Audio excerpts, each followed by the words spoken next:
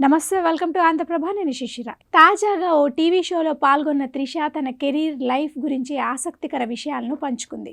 Career తొలినాళ్లలో ఓ star hero సినిమాను మధ్యలోనే వదిలేసి వెళ్లిపోయానంటూ చెప్పి అందరినీ షాక్ కి గురయ్యేలా చేసింది. త్రిషకు తెలుగులో బ్రేక్ ఇచ్చిన సినిమా వర్షం. Young rebel star Prabhas, Trisha జంటగా నటించిన ఆ సినిమా బాక్సాఫీస్ దగ్గర ఘన విజయం సాధించిన విషయం మనకందరికీ తెలిసిన విషయమే. ఈ సినిమాతో తెలుగులో టాప్ హీరోయిన్ అయిపోయింది త్రిష. తన కెరీర్ లోనే ఆ సినిమా తనకు చాలా స్పెషల్ అంటోంది త్రిష. అయితే తాజాగా ఓ టీవీ షోలో త్రిష మాట్లాడుతూ తన కెరీర్ లో అత్యంత ఎక్కువ ఇబ్బంది పడ్డ సినిమా అదే అని చెప్పుకొచ్చింది. త్రిష కెరీర్ ఆరంభంలో వర్షం సినిమా కోసం ఎంతో కష్టపడ్డానని అదే షోలో పాల్గొన్న త్రిష తల్లి కూడా తెలిపింది. ఈ సినిమా కోసం దాదాపు 45 రోజులు వర్షంలో షూటింగ్ చేశారని చెప్పింది. దీంతో జలుబు, జ్వరంతో త్రిష బాగా ఇబ్బంది పడిందట. ఒక దశలో సినిమా వదిలేసి వెళ్ళిపోవాలనుకుందట.